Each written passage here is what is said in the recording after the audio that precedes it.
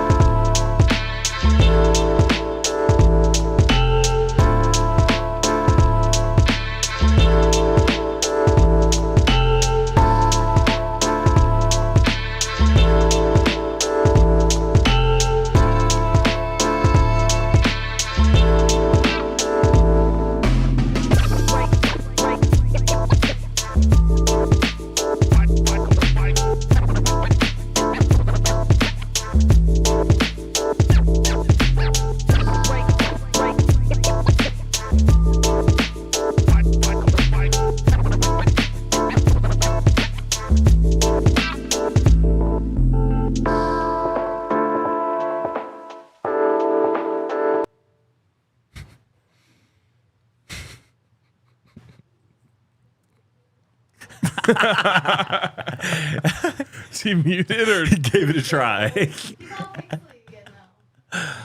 Can you give us one more, Jake?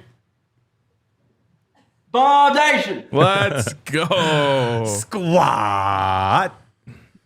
All right, we have a very pixelated 8-bit Jake Schwantiz coming to you live from Denton, Texas, home of the Shrine Bowl, formerly, of course, the Shrine Game. We don't have to get into all that. We do want to know how our Buffs are looking out there, Jake. So you've been on the ground for all the practices with our guy RG. Just give us an overarching view of how things have been going for the Buffs. I couldn't have gone better, honestly. I mean, they're stealing the show out here. Of course, first day, with Shedeur deciding to opt out of football activities. That was the big headliner day one. But the Buffs wide receivers really picked it up from that mark. I mean, from the first day, man.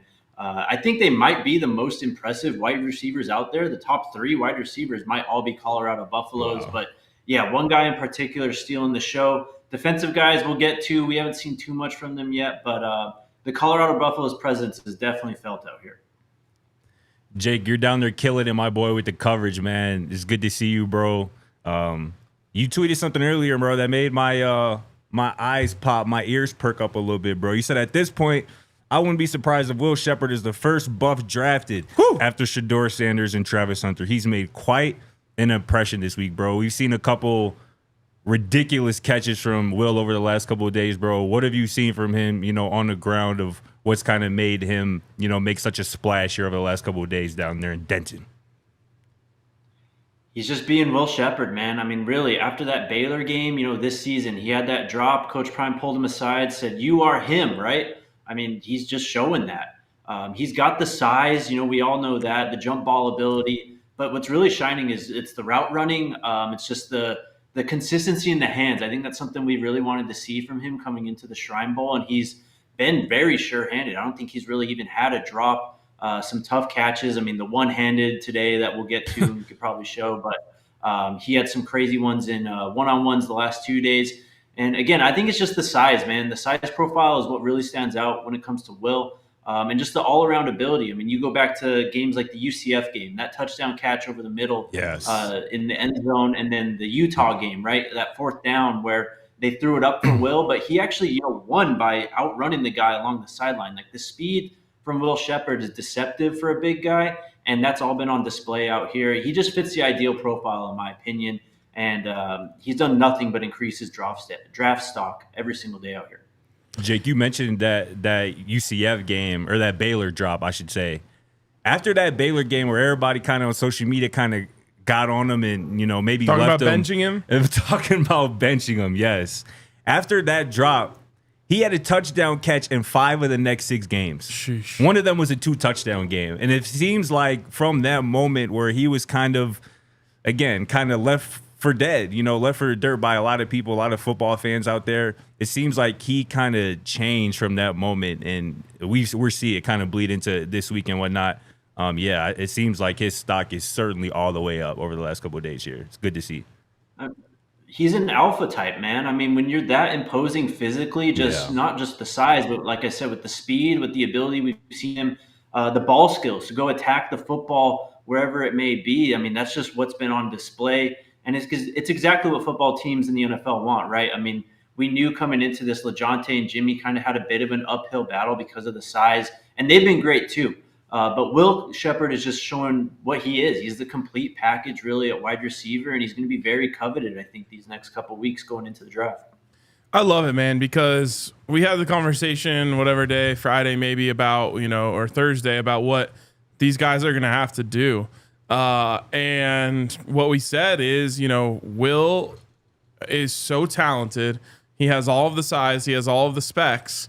He's just got to show that he can catch the ball away from his body more consistently. And every single time I've seen a clip come out from this weekend, he's catching the ball away from his body really, really well and consistently. I mean, obviously the one-handed catch, but everything, it feels like he's out, using his length to keep defenders away from him. And it's just great to see, I don't think I probably feel like there's a lot of NFL teams who went to the Shrine Bowl this week said, and it'd be great to see him do that. Mm-hmm. And he's doing it more than probably anyone could have dreamed of. I mean, you're absolutely right.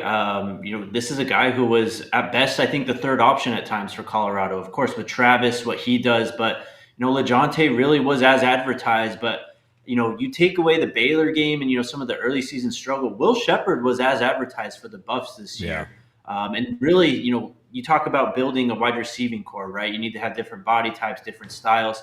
He kind of rounded out the Buffs wide receiving core, looking back, just being that big jump ball guy. That's what he's been able to show. I think he's been having good time in the interviews too. I mean, he's coming out smiling after the interviews, after media availability and stuff. So he's really enjoying the process, it seems. And it seems like teams are taking an interest in him too, which is obviously what's most important at this point.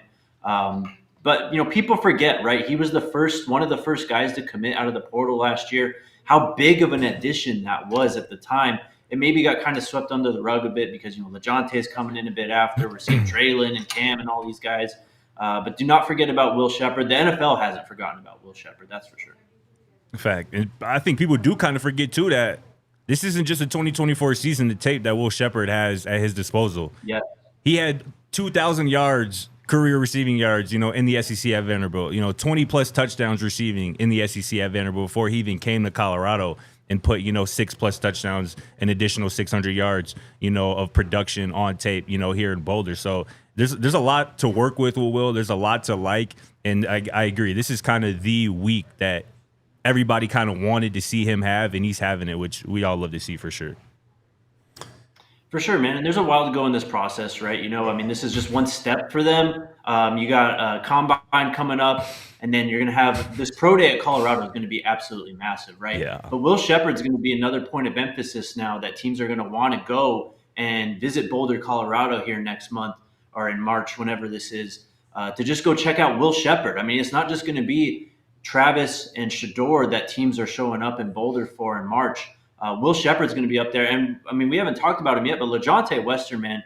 Scott, you'd be proud, bro. He's doing you proud out here. He's making plays constantly. Oh, yeah. He's one of the most elusive / best route runners out here. Yeah. The speed off the line, too. If it wasn't for Will's catch today, LaJohntay probably had the play of the week on day one. It was just a seam right up the middle, working out the slot. Great catch in the back of the end zone. Jimmy's flashing, too. But Will really is the headliner, and he's made himself quite a bit of money, I think, this weekend alone. Watching these guys perform out there makes me wish, I don't want to see this in real life, but I want to see this in an alternate reality.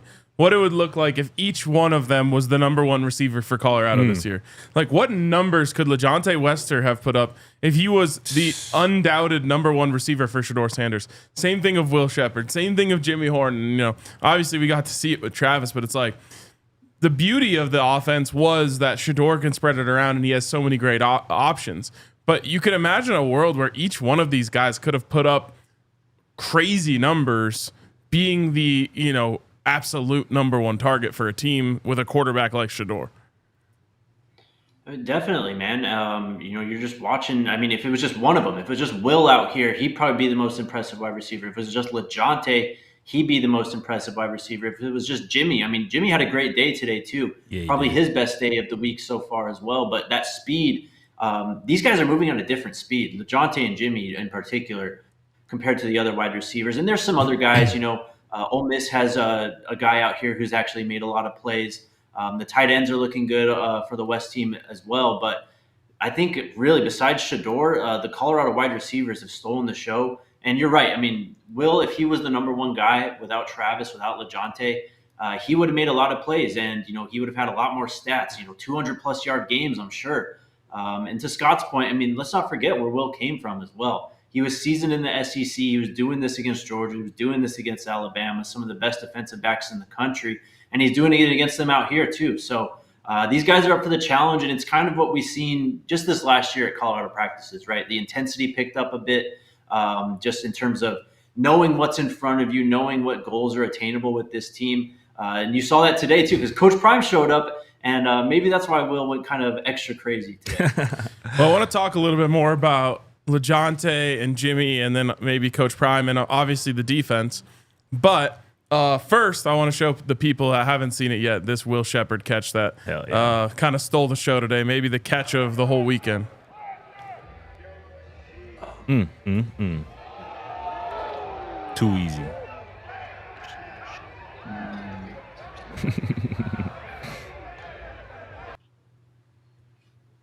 And what's so awesome about that, to me, is it shows the trust that the quarterback already has developed in Will Sheppard of just like, all right, there's not a lot here, but I see my big body wide receiver back there. I'm going to put it up in a place where only he can get it and take my chance. I think you've seen that from all the Colorado wide receivers. These guys are looking for LaJohntay screaming across the middle of the field when they roll out of the pocket and they see Will, running along the back line. They're throwing it up for them, man. I mean, these guys, these quarterbacks out here, they know what these Colorado wide receivers are capable of, what they have been doing this year, and they're taking full advantage of it. As I said, they've been the most impressive guys, and I think the quarterbacks, they've realized if I maybe target LaJohntay, Jimmy, or Will, I'm going to help myself out too because these guys are going crazy. Hell yeah. And then, Darius Darden-Box, Coach Box, the director of, personnel, the director of recruiting, rather, for Colorado, quote retweeted your tweet, Jake, of that clip of Will. And he goes, Will's ball tracking and hands are unmatched. His first catch in college versus Florida in 2020, he went over a guy's head as a true freshman. And when I saw that, I had to go do some research and go find that clip. And 2020, as a true freshman, Will's, going against number 6 Florida, going against NFL cornerback who's been in the league the last 5 or 6 years, Marco Wilson, goes up and elevates over him, for a nasty catch. So, I mean, Will, as the saying goes, is not new to this. He's true to this. He's been doing this for the last few years. These, ball tracking skills, his ability to go up and get the football over defenders is not something that, kind of grew up here recently. It's something that's been ingrained in him for the last few years. And it's something that's going to be utilized by, some smart coaches at the next level for sure. Right. I mean, he can do it all, but it's the length, the size, the red zone ability that's really stood out for him. And he's like, as you said, he's been doing this for a minute. I think I remember writing a film room about him sometime last offseason, and this was around the time, LaJohntay, Super Bowl, all this stuff was going on, Jordan Seaton, all this stuff was going crazy for Colorado. I do think, look, Will was a big addition when he came in, but maybe we didn't pay enough attention, after all the other noise happened this offseason, that this guy is going to be enough to change Colorado's offense for the better, give him a legit weapon to kind of build the offense around. Maybe we could have seen more from Will in terms of that full arsenal of his abilities this season, but he fit into his role nicely. And I think that's something that NFL teams will notice as well. I mean, he wasn't able to just be the jump ball. He can be more than, the jump ball red zone type of guy that he's showing off with his route running, which has been really crisp out here. And the size, again, just the way he's able to get around defensive backs, get position, maybe, along the sideline, not just the end line or red zone situations. Like, Will's a crafty receiver. He's kind of the complete package, and maybe someone that we should have paid more attention to in the previous months. Love it. All right, we got more from Jake and more Shrine Bowl coverage here in just a second. But first, let's take a quick break and give a shout out to our friends over at Factor. These things are great, man. I've got one in the work fridge upstairs waiting for me right after the show. You've got all sorts of options. I'm on the keto plan, so it's a lot of like chicken with a vegetable. I had like a ground beef Tex-Mex queso bowl last night. That was fire. Sheesh. I've been really enjoying their salmon dishes actually. And so there's all sorts of different ones. I've got another box on its way today, so excited to see what's in there. But you guys got to check out this Factor stuff. Whether you're on a diet and trying to cut carbs or cut calories, or you just want the convenience of having prepared meals in your fridge ready to go. It's not frozen. You don't have to prepare it. Comes in a little frozen dinner box, but you don't put it in the freezer. You just put it in the fridge, and you get a new box sent the next week. They're absolutely fantastic, and we've got a sweet deal for you if you want to give it a try. You can use the code DNVR Buffs 50. That's DNVR Buffs 50 to get 50% off your first box plus 20% off your next month. That's DNVR Buffs 50. And here's the other thing. I'm going to be out of town for the next 2 weeks. Sheesh. Super easy. Logged into my account. Said, don't want a box this week or next week. That's clutch. No problem. So hit up our friends over at Factor. Use that code DNVR Buffs 50. And also, a shout out to our friends over at Breckenridge Brewery. Do you have a favorite Breck brew yet, Scott? I think it's I can't think of the name of it right now. The Mountain Beach? It starts with 2 R's, maybe. 2 R's. Double R. Double R. Like it's 2 words. Oh, Ridge Runner. The Ridge Runner. There it is. There it is. I was like, I've never heard a word that starts with 2 R's. Ridge Runner. There it is. The Ridge Runner. Facts, Yes. Scott likes the Ridge Runner. Jake's all about the Mountain Beach. I go back and forth with what my favorite one is. But honestly, just the classic Avalanche Amber Ale, you can't really beat. Whatever the occasion is, whatever the time of year is, Breckenridge Brew has something awesome for you. And if you have a favorite Breck Brew and you want to know if it's anywhere near you, you can go onto their website, use the Breck Brew locator to find out what beers are around you. If you want to search the nearest place that has the Ridge Runner IPA, you can even do that. So hit up our friends over at Breckenridge Brewery and get in on it. All right, let's bring Jake back in here. Jake, bro, I got a question for you, bro. You said that I'd be happy about my boy, my dog, LaJohntay Wester out here doing what he does best down there in Texas. But it seems like LaJohntay and North Carolina cornerback Elijah Huzzie have kind of been seeking each other out for one-on-one opportunities. They have been, at least according to ESPN's Jordan Reed, have been 2 of the standouts, at least through the first 2 practices. Seems like they've kind of, like I said, been seeking each other out to really get good on good work. What's it been like to see those 2 guys compete and just LaJohntay, in general these last couple of days, again, just doing what he does best, what we know he's capable of? I mean, that's what makes these events so fun, man. You get to see these matchups like that, one after another. Yesterday, it was a big day for them. I mean, Huzzie and LaJohntay were going back and forth. I think they had at least 3 or 4 reps going against them. And everyone won. I mean, Huzzie had a big pass breakup on kind of an underthrown pass on LaJohntay, where LaJohntay definitely won off the line. But it's LaJohntay Wester, man. I mean, Scott, this guy is unguardable. So it doesn't really matter who's out there. They're going to have a tough time. Huzzie has done better than most. But it's fun seeing the competition from those guys. This is just what happens, day 3 and 4 in these camps or these bowl games. These guys, they understand what's going on. They understand that this is basically a job interview, and the more competition that you can rack up against the best guys that are out there, it's done nothing but, I think, increase their stocks. I think Huzzie actually went down with a bit of an injury yesterday. He went down hard after one pass. I wouldn't be surprised if he's done, because I think he did enough. He's done enough to show what he's capable, and went right up against LaJohntay too. So it's been a lot of fun watching those guys go about it. And it's great for both of those guys, because what happens is the scouts see, okay, that's an NFL player. Yep. I want to see him go against another NFL player. And, that's when that happens in a game, it becomes like the tape, No doubt. When you get to see Travis Hunter versus Tedero McMillan, that's the tape that you watch, because that's 2 first-round picks. Definitely.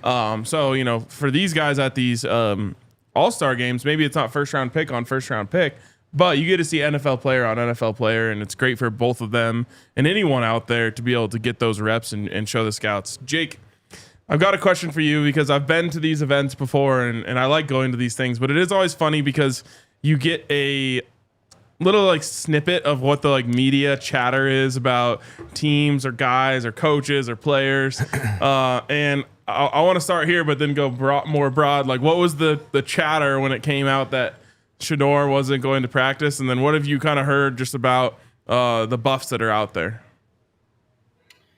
Yeah, I mean, specifically that day when Shedeur opted out, it's just how it always is, man. You know, you go on social media, everyone's dogging on Shedeur, but then you talk to people out here, and it's like, yeah, I mean, I get it. What else? If he was on the field, he'd easily be the best quarterback, but we kind of knew that coming in already, and the film speaks for itself. So, but he's been Shedeur, man. I mean, everywhere he walks, he turns heads. He's just is who he is at this point. So it's been entertaining to kind of listen to them talk about the wide receivers, though, because they are actually generating buzz, among everyone. If you just walk behind the sidelines as everyone's watching practice, you'll hear them talking about Jimmy, how fast do you think he can run? Do you think he's going to be a day 2 type of guy? So the media buzz is for real with these guys as well as the NFL buzz with them. I mean, they're crushing interviews too. We've had all these guys on the show. You've talked to them all. You know what they're about. So just imagine, them in that setting. This has been nothing but great for every single guy here, including Shedeur. I mean, it doesn't really matter that he's not on the field. I thought he actually rocked. We can get into this, but we missed his time on the podium because, surprise, surprise, the car broke down on us on the way there. But, going back and watching that interview, man, I thought he absolutely crushed it. I mean, he answered every question with confidence. He was extremely personable up there. You got a kind of taste of his personality and exactly what he's about. But it was vintage Shedeur. They've done nothing but improve their draft stock here. Damn, bro, I didn't think about the fact that your car curse cost us hundreds of thousands of YouTube views. Bro. It ain't my fault, man. This one was the weirdest one of them all, by the way. Bro, I was dead.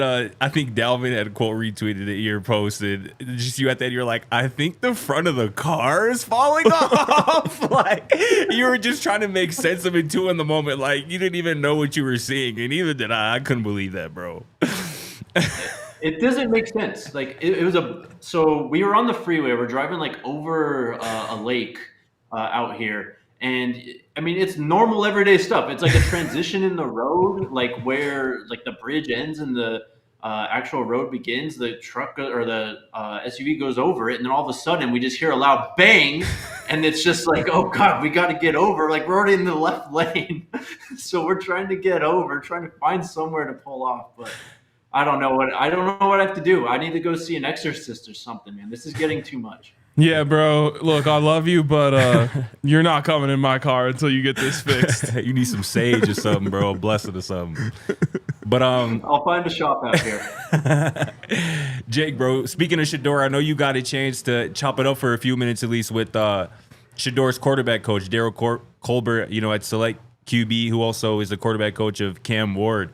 And just when you were talking to him, it just kind of dawned on me how cool it is that the top 2 quarterbacks in the draft class are real life like homies that have been working out, off season for the last 3 or 4 years under the same quarterback coach. And, obviously we see videos of them recently, kind of talking mess, friendly banter back and forth, and people can kind of take it out of proportion. But I think DC did a good job of just explaining like, nah, this is how these dudes are. Like, they're not just acting for the camera. Like, this is how they are. They're competitive guys bringing out the best of each other. But just kind of tell people a little bit about your conversation with DC and kind of your biggest takeaway from that conversation.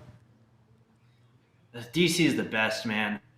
Just love chopping it up with that guy, whether it's on or off camera. I mean, he was super excited to see us there too, so that was really cool. But yeah, man, I mean, how cool is it and how often does this happen that you're a coach, coaching draft prospects, and you have 2 top 5 picks, potentially top 3 picks, the first 2 quarterbacks off the board for sure. It just shows, how much he's grown, I think, as a coach as well. Let's not forget, he hasn't been doing this very, very long at all. He manages to link up with Shedeur and link up with Cam, and all of a sudden, he's up there as like one of the best quarterback coaches in the country. And let's not forget, he's going to be coaching Julian too. And when I asked him about Julian, he wanted to throw in K-Salt as well. So I'm expecting him to come back to Colorado pretty often to help out the 2 quarterbacks who are going to compete for the Buffs starting job this year. But yeah, man, DC is just always awesome, so insightful too. As someone, who coaches a lot of guys like this, He's been through it all, so he's able to, kind of be someone to maybe a bit of a mentor, I guess, if you want to say, for these guys. But it's Cam Ward and Shedeur Sanders. I mean, they have no shortage of confidence. They knew they would be in this position. So for them, it's all kind of like business as usual. They expected this. Oh, yeah. It's so sick for DC, and also just all of football. Like, we've been hearing about the same quarterbacks coaches for literally ever. Yeah. And for someone new to break in this way, and he's young and he's bringing fresh ideas to the table.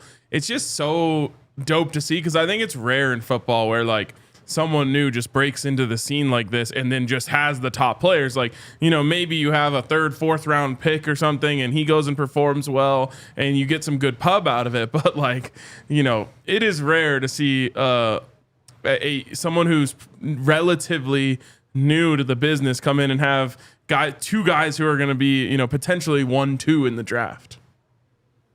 Yeah, man. And I think he realizes that too. He's always just, when I asked him that, he was talking about how much of a blessing it is. And just, this is what happens when you put your head down and work too. So it's just really cool to see someone like DC, who's as genuine, as smart, and as talented at what he do is, being recognized and rewarded. He's coming up though, man. Remember, he's got Julian, but Keelan Russell was also someone he's going to be working with kind of in this Texas area. So these are roots that are just starting to spread. I wouldn't be surprised if we see DC working with many top quarterbacks moving forward here, because he's like that too, man. I mean, he's a great quarterback coach, and you could see the jumps that Shedeur and Cam have made over the off seasons the last couple of years. And, it's credit to their work ethic and realizing where they got to get better, but it's a massive credit to DC too. And to those guys just for sticking with him throughout this whole process, because how many times have you seen or heard guys, I have this quarterback coach, but I'm going to go train with this one. They've been loyal to DC, man, and DC's been loyal to them. It's just a beautiful relationship. It's part of what makes this all so special about Colorado football, Coach Prime, the Prime effect, and everything. DC is a major, major factor in all this. Love it. Before we let you go here and, get your latest Texas cuisine or break down another car, let's talk about the defensive guys. We haven't talked about Cam or Shilo much yet. What have they shown out there? How are guys doing? I mean, they're being them. They're kind of leading the defense, if you will. I think Cam had a green dot on today, so he's going to be one of the guys out there calling plays, making sure everyone is where they are, and that's what they do best too. You see Cam and Shilo from day one, pointing guys out, calling out the coverages, the route combinations, all that stuff. They're working together. And just being the leaders that they are, man. It's tough in these settings, though, for defensive guys. I guess you could throw running backs in that conversation as well, because it's an all-star game practice, right? Everyone's there for a reason. You all earned your way there. You're not going to go head-to-head and beat each other up in practice all the time. So you've seen Shilo a bunch of times, just downhill, ready to lay the wood, but also doing the pullback thing right at the end. He actually hit Jalen Conyers pretty good today.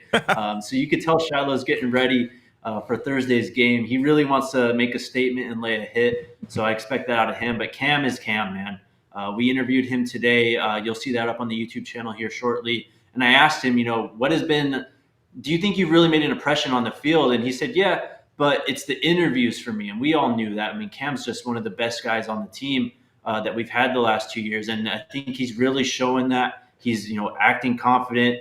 Very happy all the time. Cam is being Cam, Shilo's being Shilo. It's business as usual for these guys right now, so not really much to take away from them. They've had some nice reps in one-on-ones, but they're going against the tight ends and the running backs too. I think they got some wide receiver work today, and were able to make a few plays. Cam actually had a damn near PBU in the end zone on the Iowa tight end, I believe. Yeah. I was about to bring that up. He did a great video. It might be incomplete. We'll see, but those guys are doing their thing. Hell yeah. And I saw a clip too of Shilo in those team periods coming down, and he kind of got a little too excited, took the Arkansas running back to the ground, and the running back just got up like shaking his head. And man, that's just Shilo, bro. You better stay on your feet when you see him coming down. But I saw also too, obviously, Coach Prime pulled up today. Fresh as hell. I don't know if Shedeur addressed him or he got his Shedeur, bro. I swear to God, I don't know if he got a Shedeur closet and Shedeur said, Pops, this is what I need you to wear today. But regardless, he was out there fresh. But what was just kind of the buzz when Coach Prime kind of walked into the building today? As it always is. I mean, Coach Prime walks in, and I think we were one of the first people to actually see him, actually. But we walk over, we say what's up to Coach, and then all of a sudden we turn around and there's like a whole huddle around us. Everyone's trying to get in there to take pictures. So I think he definitely elevated the practice today. Just gave everyone that extra sense. Like, this is the NFL. These are the guys that you're going to compete against, the guys who are watching you, making decisions to draft you. So it definitely helped out the Colorado guys. But practice was a little bit more juiced up today just because Coach Prime was in the building. Coach Ray was there as well. So Colorado's presence very strong today. He was even there, doing Coach Prime things, coaching up Shilo on the sideline. He was kind of making some remarks at LaJohntay at one-on-ones too. We talked to LaJohntay after practice today, and he spoke a little bit about that. So you'll see that coming up soon. But Coach Prime, man, one-on-one, and when he walks in the building, it's just everyone knows that the guy is here. We're going a little long here, but I got to know this because you're about to tee up a rant for me. How many other college head coaches have you seen there to support their guys this week? Man, RK, that's a great question. There's been none. There's, of course, college staffs and stuff out there. I saw some Cincinnati guys and some other guys from around the country, but no head coaches. He's the only one, and it just goes to show you, like, all the people crying favoritism and, once Travis and Shedeur are gone, like, he's not going to care, blah, blah, blah. He loves all his guys, man, all his players. And you can sense that just in the way that he's the only head coach coming to Shrine Bowl practices. He's just unique, man, in every way. All right. Well, I'm going to go on a rant about that after this break. But thank you, Jake, for being with us, man. Be safe out there, and we'll see you home soon. Absolutely. Miss you guys. We'll talk tomorrow. Keep killing it, bro. Too, bro. Be safe. All right. Before my rant, shout out to Toyota. The only problem with Toyota is that it's not immune to the Jake curse. I was gonna say sometimes they're driven, but by I don't think anything Jake. is. I don't think anything is, and so it's not their fault. Otherwise, Toyota is absolutely incredible. If you're not Jake, this thing is going to perform for you at incredible levels. But for real, I absolutely love my Toyota. I can't wait to get another one, and you guys should have one too. If you are looking for a new car, and especially if you're in this area, go hit up one of the several incredible Front Range Toyota stores. If you're anywhere on the Front Range, you got one near you. So go check out our friends over at Toyota, and also check out our friends over at Bet365. Was a hell of a week. Do you ever feel like you were really close to hitting a huge parlay, even though you really weren't? Pretty much every weekend. Yeah, that's how I was all weekend. I didn't have any big hits, but I did hit a couple. The ones that, like, I had a 6-leg anytime touchdown scorer parlay just in the Eagles Commanders game. No way. And I hit 4 out of 6, and it was like 25 for 12,000.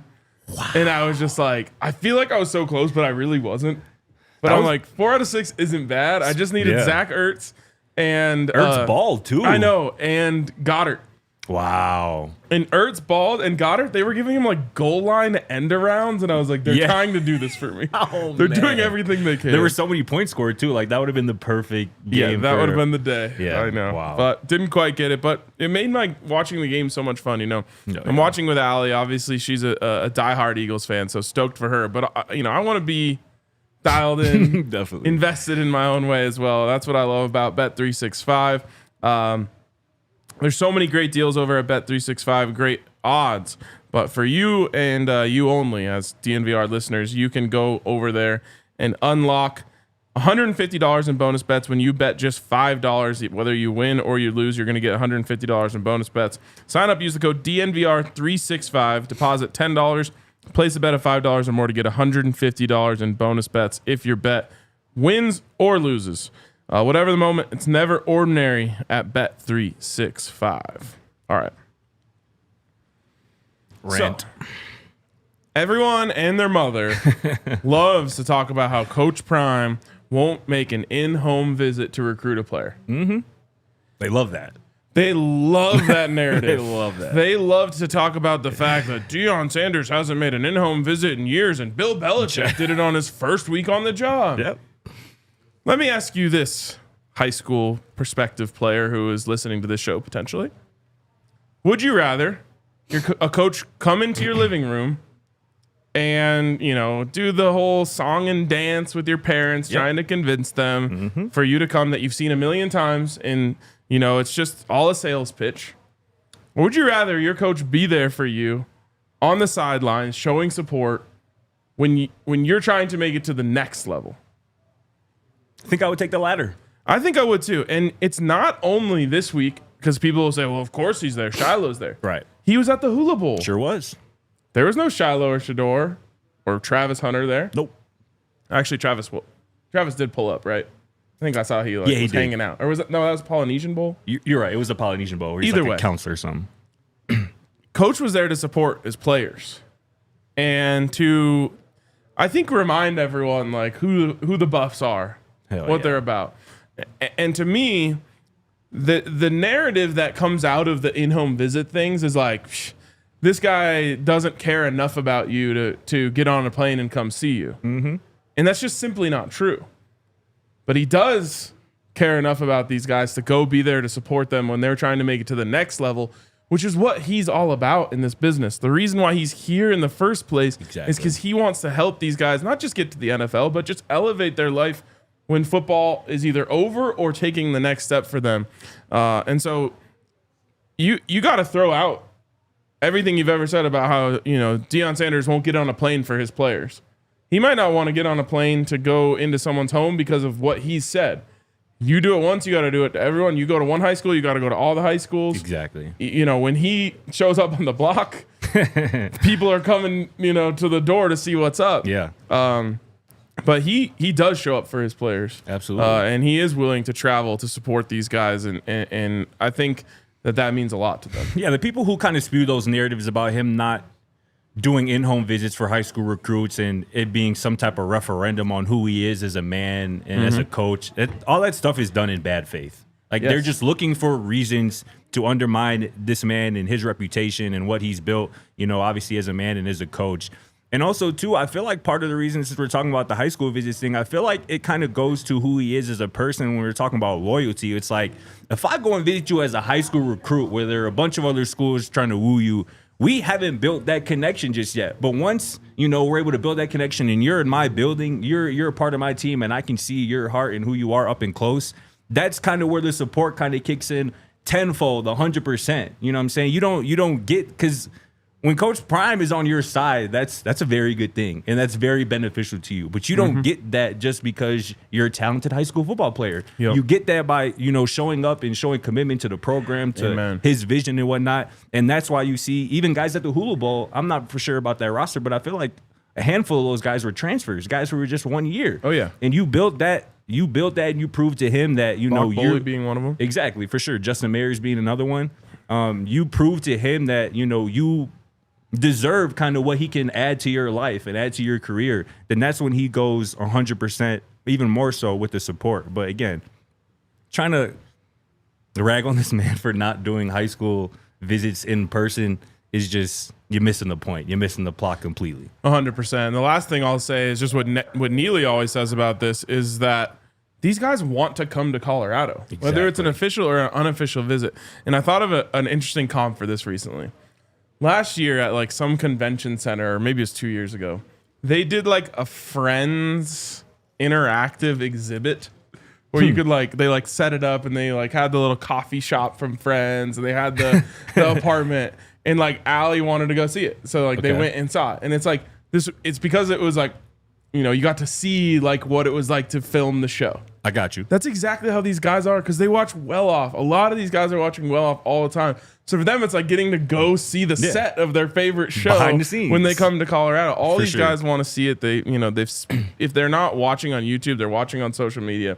They've seen these guys. They want to meet these players. You know, when Coach Prime comes into your living room, he doesn't bring Travis Hunter with him, right. Shedeur Sanders with him, exactly, or the mountains, or the mountains, yeah, Folsom Field. Like you got to go there to see all that, and you know, Warren Sapp and just everything. So these guys want to be in Colorado, and I'm sure they would think it was cool for him to show up, but he's showing up for these guys. I think when it matters even more. No, it's definitely. All right, now we gotta. I got a bone to pick with you, all right, bro. go ahead. I got to vote a big with you, bro, because I'm scrolling the timeline. A term that I got from Jake that I had never heard before he used it. I was joy scrolling on the timeline yesterday. Bro. That's messed up, bro. I was joy scrolling on the timeline yesterday, and I come across my dog, RK's post that was doing numbers, by the way. I mean, crazy numbers. Low-key going viral.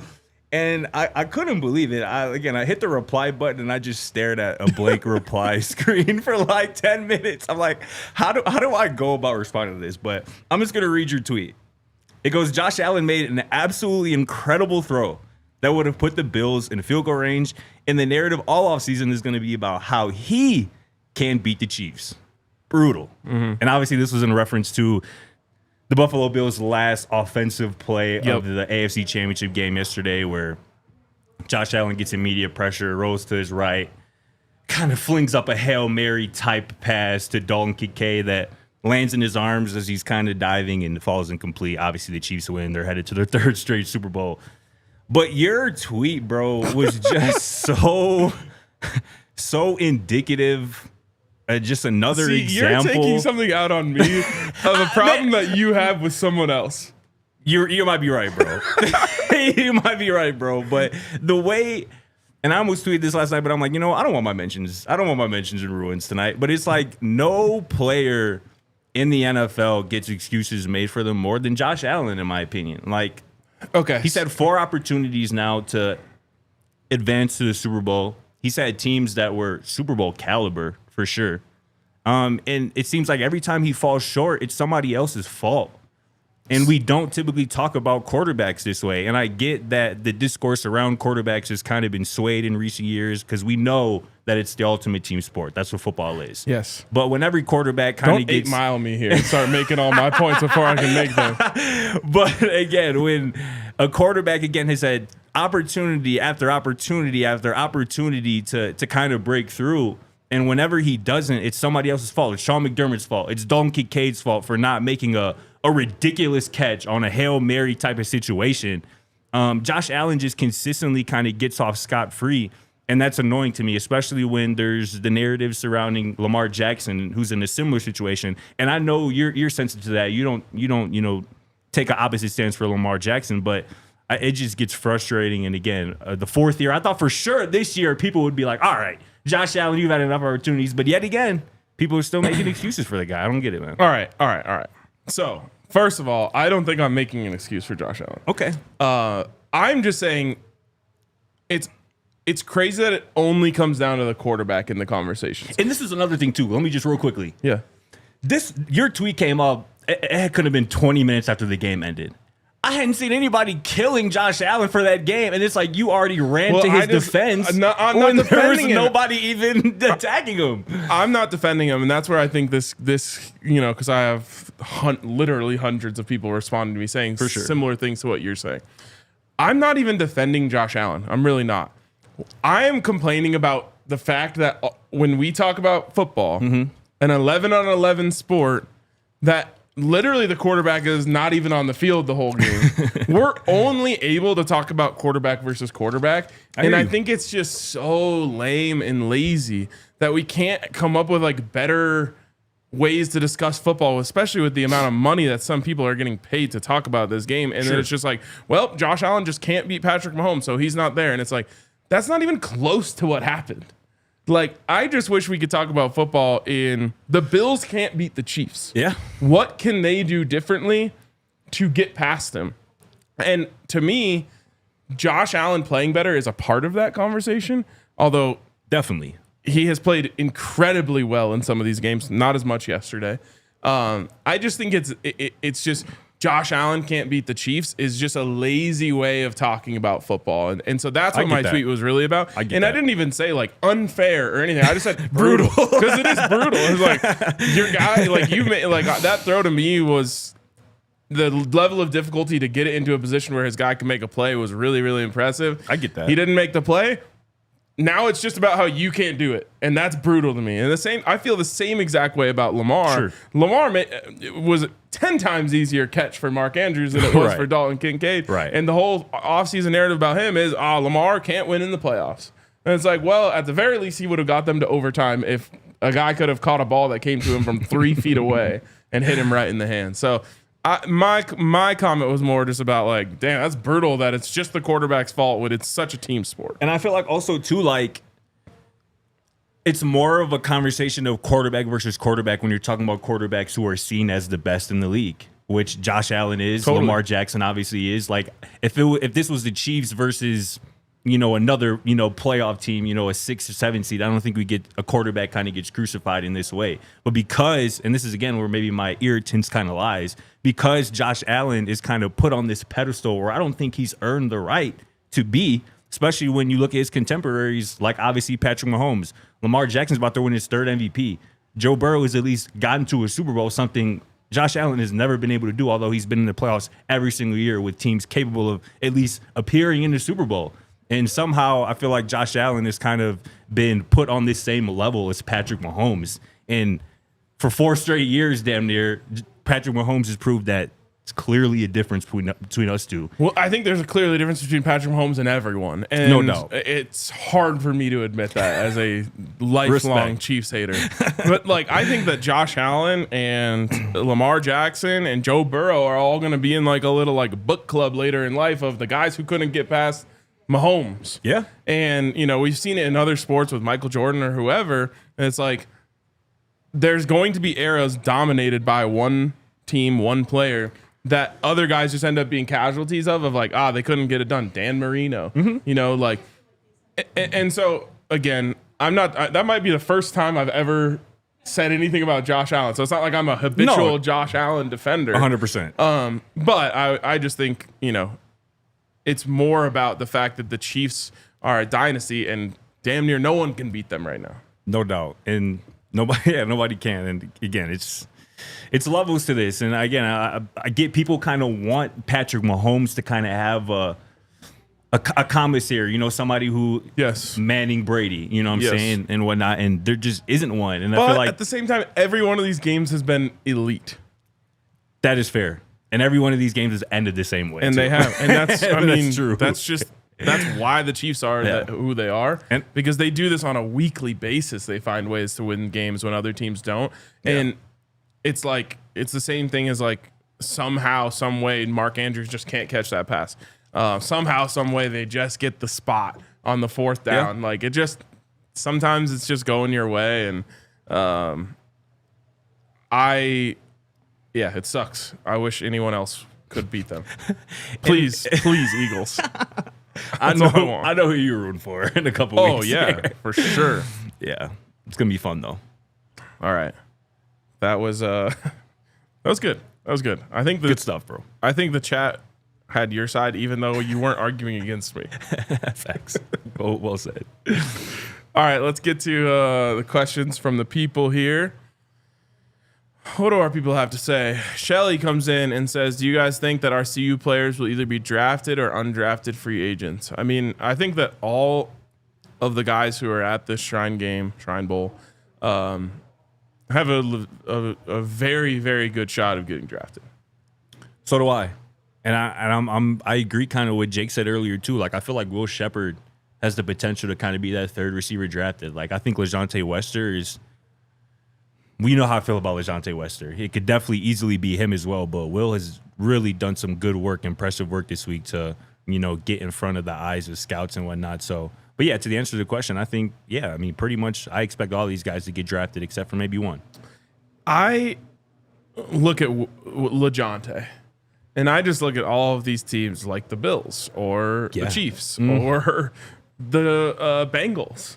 And I'm just like, man, could you imagine if you inserted him into that offense? Man, I was thinking about it earlier, bro, when Jake was talking. It's like if LaJohntay Wester gets into a spot with a good play caller, and I'd say play caller even over a quarterback, because a good play caller is going to be able to utilize him over the middle of the field like it's nobody's business. He is going to be able to dominate the middle of the field, use leverage, get matched up against linebackers and safeties. That's a mismatch every time, man. If he gets in the right spot, LaJohntay Wester is going to be a problem. And what's so interesting about him in regards to speaking against like Shedeur and Travis is they don't have a chance to go to a really good team.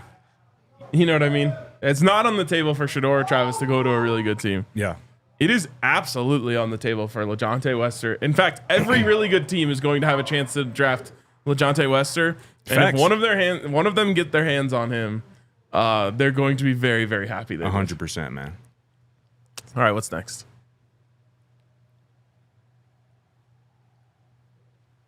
From I'm Heaven's Demon. Can Will Sheppard be better than T-Mac?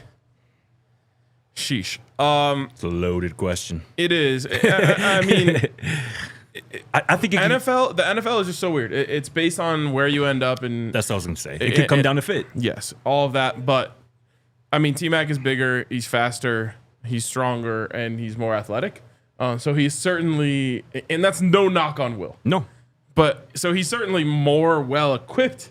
But you've seen great physically gifted receivers have underwhelming careers because they never got to play with the right system, right quarterback, etc. Can I run a Will Sheppard comp by you? I have one, and I wouldn't be surprised if it's the same person. I'm almost certain it's not. But okay. It's probably not. The Mike Evans comp gets thrown out quite a bit, and I like that. But obviously, Mike Evans is a future Hall of Famer. He's had 1,000 yards every year he's been in the NFL. This is somebody who was a former first-round pick. He's played in the NFL for 9 seasons. Has over 5,000 career receiving yards, 27 career touchdowns. Played all 9 of his years for 2 teams in the AFC East. His name's Devontae Parker. Okay. Not a super sexy name. I would have never guessed Obviously, that. I figured. Not a super sexy name, but again, you're 6'3", 6'4", possession receiver who is a bit maybe more fluid than maybe their frame suggests, but is just, a jump ball demon, a red zone target, a red zone threat. And again, he was able to stick around for 9-10 years in the NFL, make a lot of money, be very productive. And that's kind of just a comp that kind of popped into my mind here this weekend. That I can see being realistic and obviously can lead to a good NFL career for Will. I like that a lot. The one that sticks out to me just when I watch them play is Cortland Sutton. Yeah. I think I like a lot. Cortland has a little more ability after the catch. That we just didn't see that from Will. I don't know if he does or doesn't. It just wasn't really part of his role in the offense. Facts, but I think there was one game where he caught maybe they drew up 2 tunnel screens to him, and he showed a little shiftiness after the catch. So he definitely has some of that to his game. Once they discovered that tunnel screen, they were throwing it to everyone. Literally. So yeah, I mean, I can see that for sure. Next one is from Kamada. Sorry, I'm looking in the wrong place. Is Will considered to be an X and J5 the Y receiver or reverse? Will is definitely going to be an X, or depending on where he lands, but that's his profile. Right. Jimmy is more of a Z, no? I mean, it all depends on the offense and pretty much what personnel. But yeah, sometimes that Y is typically Y is your tight end in 11 personnel. But when you're 10, that Y just becomes the 4th receiver on the field, which could very well be Jimmy. Fair enough. I always thought I wanted to see Jimmy outside a little bit. I don't know if a creative play caller would give him that opportunity. Yeah. We very rarely saw Jimmy Horn run a 9 route. It's true. And I just want to see what he does. You get him outside on someone's, second or third corner and just let him run straight. Get an outside release and go. Yeah. I would love and then to see also that too. You can run some of that other stuff. I like running drag from the outside position. And he's just going to crush on that. So, yeah, he could. I mean, he's going to mostly exist in the slot. At least that's the way he's going to be profiled. But I think he can do more. Definitely. All right, Shelly. I'm hopeful that the scouts will continue coming to see you during the season without Shedeur and Travis being there. What do you think?